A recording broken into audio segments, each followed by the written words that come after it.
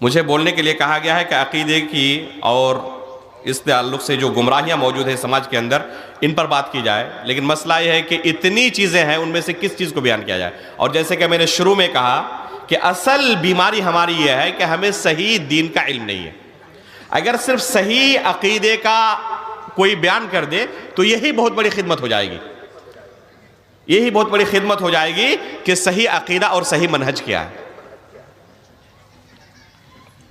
ابھی گزشتہ 2 روز پہلے میں نے یہاں قدمہ والے جلسے میں اسی طرح کے ایک موضوع کے اوپر میں نے وہاں پر کچھ باتیں رکھی تھی، تقدیر کے مسئلے پر۔ آپ لوگوں سے پوچھ لیں کہ اللہ رب العالمین پر ایمان لانے کا کیا معنی ہے، ہمارا ایمان اللہ رب العالمین پر کیسا ہونا چاہیے، تقدیر پر ہمارا ایمان کیسا ہونا چاہیے۔ اکثر و بیشتر لوگوں کی علمی حالت یہ ہوتی ہے کہ ان کو کچھ بھی پتہ نہیں ہوتا کہ اللہ رب العالمین کے بارے میں ہمارا ایمان کیسا ہونا چاہیے۔ آپ لوگوں سے پوچھ لیں کہ اللہ رب العالمین کہاں ہے، بہت سارے لوگوں کو آپ پائیں گے یہ کہتے ہوئے کہ اللہ رب العالمین ہر جگہ ہے۔ بہت سارے لوگوں کی زبانی آپ یہ سنتے ہوں گے یہ جملہ کہ اللہ رب العالمین نیراکار ہے، اللہ رب العالمین کا کوئی آکار نہیں ہے۔ یہ اللہ رب العالمین کے تعلق سے جو ایک انسان کا بنیادی عقیدہ ہونا چاہیے اس کے اندر خلل ہے، اس کے اندر بہت بڑی کمی ہے کہ اللہ رب العالمین کے تعلق سے اس کے پاس صحیح تصور موجود نہیں ہے کہ ہمارا رب کیسا ہے۔ اور ظاہر سی بات ہے کہ جس کے بارے میں انسان کو علم ہی نہ ہو اس سے اس کو انسیت نہیں ہو سکتی ہے۔ اس لیے اللہ رب العالمین کے بارے میں بیان کرنا کہ ہمارا رب کیسا ہے بہت ضروری ہے، تاکہ لوگوں کو پتا چلے کہ ہم جس رب کی عبادت کر رہے ہیں وہ ہے کیسا۔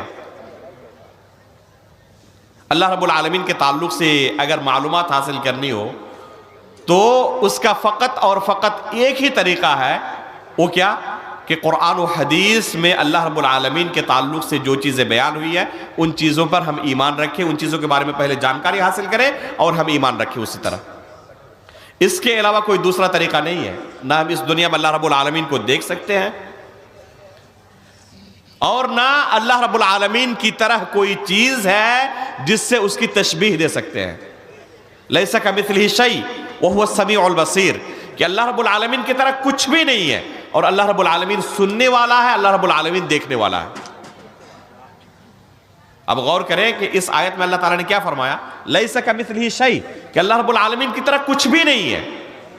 آپ کسی کو اگر بتائیں کہ اللہ رب العالمین کیسے ہیں تو آپ اس کی کوئی تشبیہ دے کر نہ سمجھائیں گے کسی کو، تو تشبیہ دینے والی کوئی چیز ہے ہی نہیں کہ آپ کہہ سکیں کہ اللہ رب العالمین فلاں چیز کی طرح ہے۔ آگے اللہ نے کیا فرمایا، وَهُوَ السَّمِيعُ الْبَصِيرُ، کہ اللہ رب العالمین سننے والا بھی ہے، اللہ رب العالمین دیکھنے والا بھی ہے۔ اب انسان بھی سننے والا ہے، دیکھنے والا ہے، تو یہاں پر بیان کرنے کا مقصد یہ ہے کہ مخلوق جس طرح دیکھتا ہے اور سنتا ہے، مخلوق کے دیکھنے اور سننے کی طرح اللہ رب العالمین نہیں ہے۔ مخلوق کو اللہ رب العالمین نے دیکھنے کی طاقت دی ہے لیکن بہت محدود طاقت دی ہے۔ ابھی ہمیں کہاں تک نظر آ رہا ہے، جہاں تک لائٹ ہے، جہاں پر لائٹ نہیں ہے وہاں پر ہمیں کچھ نظر آ رہا ہے، کچھ نظر نہیں آ رہا ہے۔ تو ہمیں اللہ نے دیکھنے کی طاقت دی ہے، لیکن کتنی طاقت دی ہے، بہت ہی محدود پیمانے پر دیکھنے کی طاقت دی ہے۔ مچھلیاں جو ہے پانی کے اندر دیکھ سکتی ہیں، ہم نہیں دیکھ سکتے۔ الو رات کو دیکھتا ہے، ہم دیکھ نہیں سکتے، اور ہم دن کو دیکھ سکتے ہیں، دن کو اجالے میں الو کو نظر نہیں آتا کچھ۔ تو ایک مخلوق کے دیکھنے کو ہم دوسرے مخلوق پر قیاس نہیں کر سکتے، تو کیا مخلوق کے ساتھ خالق کو تشبیہ دے سکتے ہیں؟ اس لیے ہم کیا کہیں گے کہ اللہ رب العالمین دیکھنے والا ہے، کیسے؟ جیسے کہ اس کی ذات کے لائق ہے، اس کی شان کے لائق ہے۔ تو یہ اللہ رب العالمین کی معرفت کا ایک طریقہ ہے کہ اللہ رب العالمین کی صفات کے بارے میں معلومات حاصل کی جائے۔ اللہ رب العالمین سننے والا ہے، انسان بھی سنتا ہے اور بھی دوسرے مخلوقات کو اللہ رب العالمین نے سننے کی طاقت دی ہے، لیکن سب کا سننا برابر نہیں ہے، سب کا سننا برابر نہیں ہے۔ ہمیں اللہ تعالیٰ نے جو سننے کی طاقت دی ہے وہ ایک محدود دائرے میں ہم سن سکتے ہیں۔ اگر کوئی شخص بہت ہی آہستہ بات کر رہا ہو تو اس کی آواز نہیں سن پاتے، یا بہت تیز اگر آواز ہو جائے تب بھی ہم نہیں سن پاتے۔ مثلا قبر کے اندر جب مردوں کو رکھا جاتا ہے تو وہاں پر جو مردوں کو سزائیں دی جاتی ہیں، رسول اللہ صلی اللہ علیہ وسلم فرماتے ہیں کہ ثقلین کے علاوہ، یعنی انسان اور جن کے علاوہ دوسری مخلوقات اس چیز کو سن پاتی ہیں۔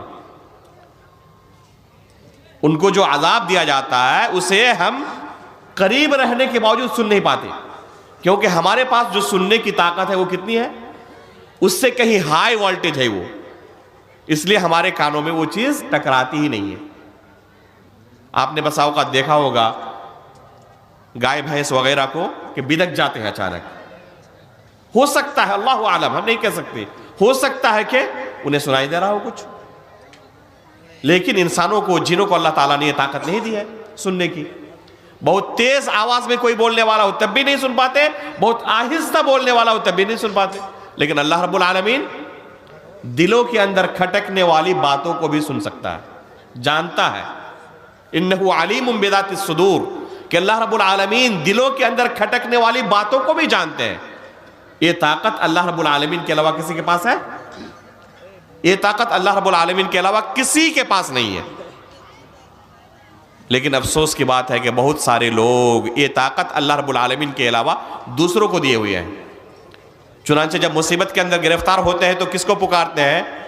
اللہ رب العالمین کو نہیں، اپنے کسی بابا کو جو اس شہر میں نہیں کسی دوسرے شہر میں ہے۔ اب وہ کیسے اس کی مدد کر سکتا ہے؟ ظاہر سی بات ہے کہ وہ یہ سمجھ رہا ہے کہ شاید یہاں سے ہماری پکار کو سن سکتے ہیں اور وہیں سے ہمیں اس مصیبت سے نجات دلا سکتے ہیں۔ افسوس کی بات ہے کہ بہت سارے لوگ جو اپنے آپ کو مسلمان ہونے کا دعویٰ کرتے ہیں وہ اس طرح کی پکار لگاتے ہیں۔ یہ اللہ رب العالمین کی قدرت کے اندر دوسرے کو شریک کرنا ہے، یہی شرک ہے جو کہ انسان کو تباہ و برباد کر ڈالتا ہے۔ تو اللہ رب العالمین کے تعلق سے معرفت حاصل کرنا ضروری ہے۔ جب تک انسان کو اللہ تعالیٰ کے تعلق سے معرفت ہی نہیں ہوگی تو اللہ رب العالمین کی عبادت کرنے میں اسے لذت محسوس نہیں ہوگی، چاشنی نہیں ملے گی۔ اللہ رب العالمین، میں کہہ رہا تھا کہ اللہ رب العالمین کہاں ہے؟ اگر پوچھا جائے تو بہت سارے لوگوں کا جواب یہی ہوتا ہے کہ اللہ رب العالمین ہر جگہ ہے۔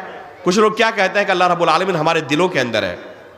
نعوذ باللہ من ذالک، یہ کفریہ اور شرکیہ عقیدہ ہے۔ اللہ رب العالمین کو ہر جگہ ماننا یہ کفریہ اور شرکیہ عقیدہ ہے۔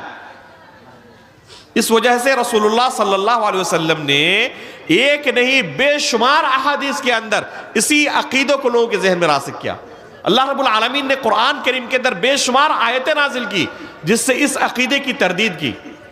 علامہ ابن قیم رحمہ اللہ نے اور ان سے پہلے کے سلف صالحین نے بھی اس ذکر کیا ہے کہ اللہ رب العالمین عرش پر مستوی ہے۔ یہ عقیدہ قرآن کریم اور احادیث کی ایک دو نصوص کے اندر نہیں، 1000 سے زیادہ دلیل ہے اس پر کتاب و سنت کی کہ اللہ رب العالمین کہاں ہے؟ اللہ رب العالمین عرش کے اوپر مستوی ہے۔ اب غور کریں کہ اگر اللہ تعالیٰ ہر جگہ ہوتے تو رسول اللہ صلی اللہ علیہ وسلم پر جب اللہ رب العالمین نے 5 وقت کی نمازیں فرض کی تو کہاں بلایا تھا اللہ کے رسول کو؟ معراج کے وقت 7ویں آسمان کے اوپر۔ اگر اللہ تعالیٰ ہر جگہ ہوتے تو 7ویں آسمان پر بلانے کی کوئی ضرورت تھی؟ کوئی ضرورت نہیں تھی۔ اللہ تعالیٰ اگر ہر جگہ ہوتے کیا ضرورت تھی کہ اللہ کے رسول کو 7ویں آسمان پر بلاتے؟ کوئی چیز اگر اوپر ہو تو اوپر سے آنے کو کیا کہتے ہیں؟ اترنا کہتے ہیں۔ جیسے ابھی یہ صاحب اتر رہے ہیں، اگر کوئی شخص نیچے سے اوپر آئے تو اس کو اترنا کہا جائے گا؟ یا برابر زمین ہو اور چل رہا ہو تو کہا جائے گا کہ اتر رہا ہے وہ؟ اگر برابر ہو تب بھی اترنا نہیں کہا جائے گا، نیچے سے اوپر جائے اس کو بھی اترنا نہیں کہا جائے گا۔ اترنا کس کو کہیں گے؟ اوپر سے نیچے آنے کو۔ آپ کیا کہتے ہیں کہ قرآن کریم نازل ہوا، اترا اللہ رب العالمین کی طرف سے۔ اگر اللہ تعالیٰ ہر جگہ ہوتے تو نازل کیوں ہوتا؟ اتر سکتا تھا۔ یہ کس بات کی دلیل ہے کہ اللہ رب العالمین اوپر ہے، ہر جگہ نہیں ہے؟ اِنَّا أَنزَلْنَاهُ فِي لَيْلَةِ الْقَدْرِ، اللہ رب العالمین نے کیا فرمایا کہ ہم نے اس قرآن کو لیلۃ القدر کے اندر نازل کیا ہے۔ عیسیٰ علیہ السلام کے تعلق سے اللہ تعالیٰ نے کیا فرمایا؟ بَلْ رَفَعَهُ اللَّهُ إِلَيْهِ، کہ اللہ رب العالمین نے عیسیٰ علیہ السلام کو اپنے پاس اٹھا لیا ہے۔ اگر اللہ تعالیٰ ہر جگہ ہوتے تو اٹھانے کی ضرورت پڑتی؟ ظاہر سی بات ہے کہ اٹھانے کی ضرورت نہیں پڑتی۔ فرعون اور موسیٰ کا آپس میں جو مناظرہ ہوا تھا، اللہ رب العالمین نے قرآن کریم کے اندر اس مناظرے کو ذکر کیا ہے۔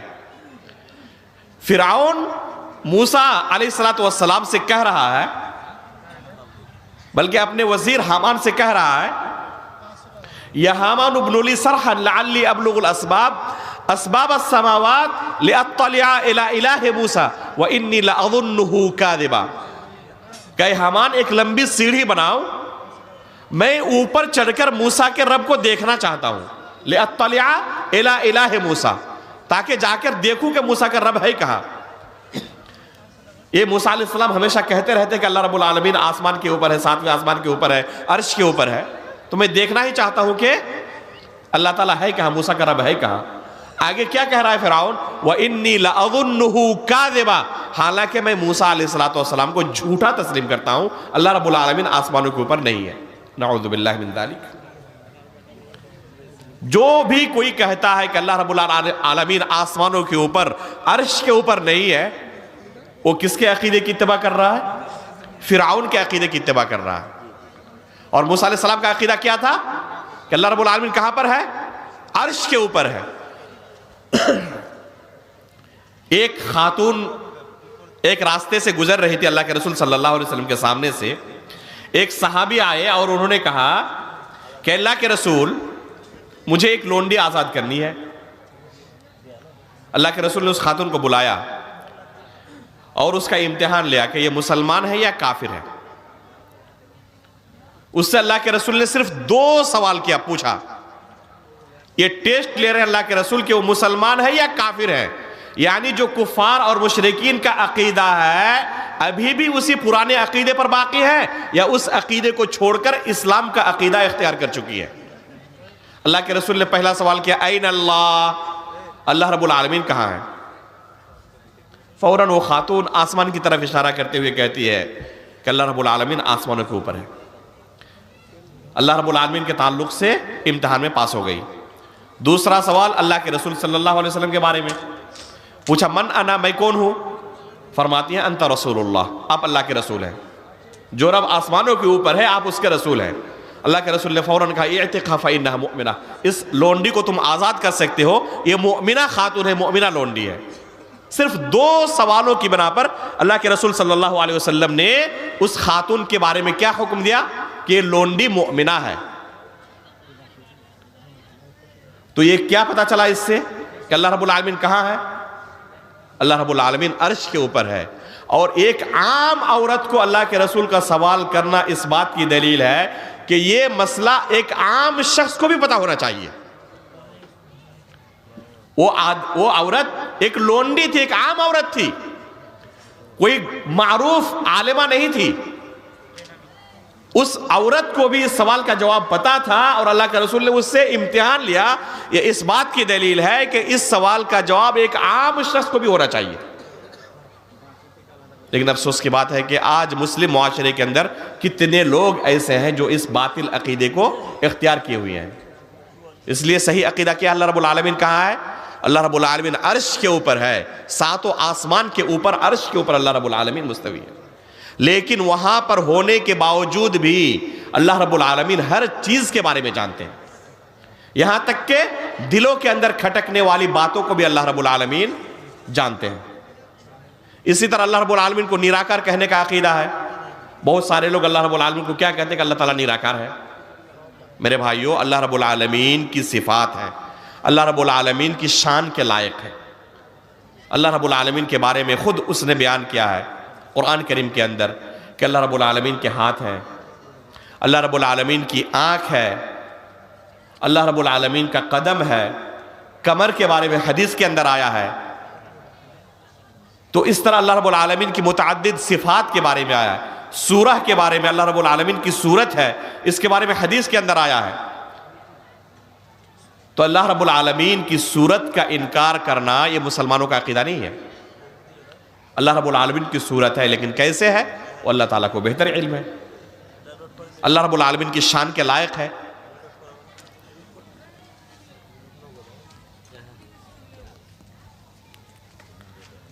چونکہ بہت کم ہے، صرف 10 منٹ کا وقت بچا ہوا ہے، میں کوشش کروں گا کہ بعض اہم جو بگاڑ ہمارے علاقے میں موجود ہیں ان پر تھوڑا سا اشارہ کر دوں.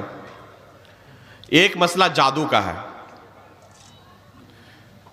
ہمارے علاقے میں اگر خبر لگ جائے کہ کسی آس پاس کے کسی شہر اس میں بازار میں، چاہے شیرکن ہو، چاہے برہروا ہو، چاہے پاکور ہو، چاہے آس پاس کے کہیں پر جادو کا میلہ لگا ہوا ہے، تو آپ وہاں پر جا کر جائزہ لیں کہ وہاں پر شریک ہونے والے، اس سے لطف اندوز ہونے والے، مزہ لوٹنے والے کون ہیں.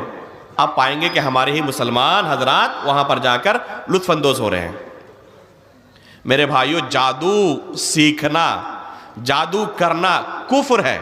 ایک انسان دائرہ اسلام سے خارج ہو جاتا ہے، اور اس سے لطف اندوزی کرنا، اسے دیکھنا بھی کم از کم حرام ہے، کم از کم حرام ہے، بلکہ یہ اس سے بھی اونچا اور اس سے بھی خطرناک ہو سکتا ہے. ان چیزوں کے بارے میں لوگوں کو علم نہیں ہوتا، بلکہ اسے معمولی سمجھتے ہیں. بہت سارے لوگ تو یہ بھی نہیں جانتے کہ شاید یہ حرام عمل ہے. اللہ المستعان. یہ ایسا عمل ہے جس سے انسان دائرہ اسلام سے خارج ہو سکتا ہے. اللہ رب العالمین نے سورہ بقرہ کے اندر بیان کیا، وَاتَّبَعُوا مَا تَتْلُو الشَّيَاطِينُ عَلَى مُلْكِ سُلَيْمَانَ وَمَا كَفَرَ سُلَيْمَانُ وَلَكِنَّ الشَّيَاطِينَ كَفَرُوا يُعَلِّمُونَ النَّاسَ السِّحْرَ. کہ شیطانوں نے کفر کیا تھا. ان کا کفر کیا تھا کہ وہ لوگوں کو جادو سکھاتے تھے. اس آیت کے اندر 1 2 نہیں 10 دلیلیں موجود ہیں کہ جادو کرنے والا، جادو سیکھنے والا یہ کافر ہے، اور اس کی شرعی سزا یہ ہے کہ اس کو قتل کیا جائے. اگر اسلامی اسٹیٹ ہو اور پکڑا جائے، وہاں پر شریعت کا قانون نافذ ہو، تو ایسے جادوگروں کی سزا کیا ہے؟ قتل ہے. اور صحابہ اکرام کی زندگی میں ایسے جادوگروں کو پکڑ کر قتل کیا گیا ہے باضابطہ. لیکن جہاں پر اسلامی ریاست نہ ہو، ظاہر سی بات ہے کہ وہاں پر آپ شرعی حدود کو نافذ نہیں کر سکتے. اس لیے کسی انسان کے بس کی بات نہیں ہے کہ وہ اس طرح کی کوئی سزا کسی شخص کو دے، جائز نہیں ہے. عام لوگوں کے ہاتھ میں پاور اللہ رب العالمین نے نہیں دیا ہے کہ اگر کسی سے کوئی غلطی اس طرح کی ہو تو آپ اس کو قتل کریں، اب اس کو سزا دیں. یہ سزا دینے کا کام کیا ہے؟ اسٹیٹ کا ہے، حاکم وقت کا ہے. وہ کسی کو سزا دے سکتے ہیں لمبے پروسیس کے بعد، جب وہ ثابت ہو جائے عدالت میں کہ حقیقت میں مجرم ہے.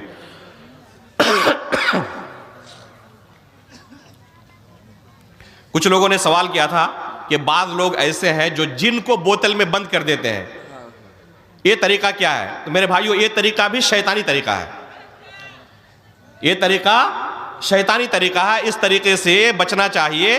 اگر کوئی اس طرح کا کر رہا ہے تو اس سے بچ کے رہیں، اور اگر کوئی موجود ہو اس طرح ہمارے مسلم معاشرے کے اندر، اگر کفار و مشرکین کے اندر ہو تو ہم ان کو کچھ نہیں کر سکتے، لیکن مسلمانوں کے اندر اگر کوئی ایسا شخص کر رہا ہو تو انہیں اللہ کا خوف کرنا چاہیے اور اس عمل سے توبہ کرنا چاہیے.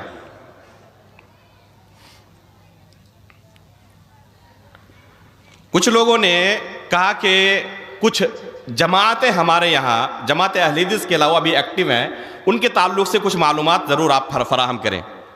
2-4 منٹ کے اندر انشاءاللہ اس تعلق سے بھی باتیں آپ کے سامنے رکھنا چاہتا ہوں. جماعت اہل حدیث کے علاوہ بھی بہت ساری جماعتیں ہمارے علاقے میں سرگرم عمل ہیں، اور وہ اپنی فکر کو، اپنے منہج کو لوگوں کے درمیان رائج کرنے کی کوشش کرتے ہیں. ان میں سے سر فہرست آپ کہہ سکتے ہیں جماعت اسلامی کو. یہ ایک گمراہ جماعت ہے. ان کا عقیدہ و منہج سلف صالحین کا منہج نہیں ہے. اللہ کے رسول صلی اللہ علیہ وسلم جس دین کو لے کر آئے تھے اور صحابہ اکرام کو سکھائے تھے، وہ اس دین کے پرچار نہیں کرتے ہیں. اس منہج سے لاکھوں کوس دور ہٹے ہوئے ہیں. نہ صحابہ اکرام کے تعلق سے ان کا وہ عقیدہ اور منہج ہے، نہ اللہ رب العالمین کی صفات کے تعلق سے، اللہ رب العالمین کے اسماء کے تعلق سے ان کا عقیدہ منہج ہے.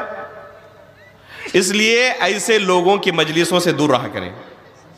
اسی طرح مولانا وحید الدین خان صاحب ہیں. یہ ایک گمراہ شخص تھے، اور اپنی کتابوں میں بے شمار جگہوں پر انہوں نے شریعت کی غلط تعبیل پیش کی ہے. ایک عام شخص کے لیے قطعاً جائز نہیں کہ ان کی کتابوں کو پڑھے یا ان کے افکار بیان کرنے والوں کے قریب بیٹھے. اپنے قریب ایسے لوگوں کو آنے نہ دیں جو مولانا وحید الدین خان کے افکار آپ کو سکھانے کی کوشش کرتے ہیں یا ان کی کتابیں آپ کو ہدیہ کرنے کی کوشش کرتے ہیں. ایسے لوگوں کو اپنے سے دور رکھیں. بے شمار گمراہیاں اس بندے نے اسلام کے نام پہ پھیلائی ہیں. لمبی فہرست ہے ان کی گمراہیوں کی. ظاہر سی بات ہے کہ ابھی فرصت نہیں ہے کہ ان چیزوں کو تفصیل کے ساتھ بیان کیا جائے. اسی طرح جو لوگ یوٹیوب وغیرہ سے تقریر وغیرہ سنتے ہیں, یہ ڈاکٹر اسرار احمد کی تقریریں سننے والے, مجھے پتا نہیں تھا, بعض لوگوں سے گفتگو کیا, پتا چلا کہ بے شمار لوگ ہیں جو ڈاکٹر اسرار احمد کو سنتے ہیں. میرے بھائیوں, یہ ایک گمراہ شخص تھے, ایک گمراہ شخص تھے, اس لیے ایسے گمراہ لوگوں کی تقریر وغیرہ سننے سے بچیں. بلکہ جو بھی برادر ہوں ان کی تقریر وغیرہ سننے سے انہیں اپنا اسٹیج فراہم کرنے سے بچیں. جماعت اہل حدیث کو لوگ موجود ہیں, افسوس کی بات ہے کہ بسا اوقات ہم اسٹیج بھی ان کو فراہم کر دیتے ہیں اور ان کو لوگوں کے سامنے ایک دینی رہنما کی شکل میں پیش کرنے کا موقع فراہم کرتے ہیں. سلف صالحین سخت نکیر کرتے تھے ایسے لوگوں پر جنہوں نے علماء کے سامنے لمبی مدت تک بیٹھ کر دین کا علم حاصل نہ کیا ہو اور پھر لوگوں کے سامنے معلم بن کر, دینی رہنما بن کر, داعی, مبلغ, مرشد اور مفتی بن کر ظاہر ہونے لگے. سخت نکیر کیا ہے سلف صالحین نے ایسے لوگوں پر, اور ان سے دین سیکھنے سے منع کیا ہے. امام مسلم رحمہ اللہ کی کتاب صحیح مسلم کا مقدمہ آپ اٹھائیں کہ کن سے آپ دین سیکھ سکتے ہیں. آپ اس میں پائیں گے ایک دو نہیں کئی نصوص پائیں گے. تابعین, تبع تابعین کے زمانے میں بھی ایسے لوگ موجود تھے جنہوں نے کتابوں کو پڑھ کر کیا کیا تھا, دین کا علم حاصل کرنے کی کوشش کی تھی, اور پھر لوگوں کے سامنے وہ ظاہر ہوتے تھے, لوگوں کو دین سکھانے کی اور لوگوں کو اللہ کے رسول کی حدیث بتانے کی کوشش کرتے تھے.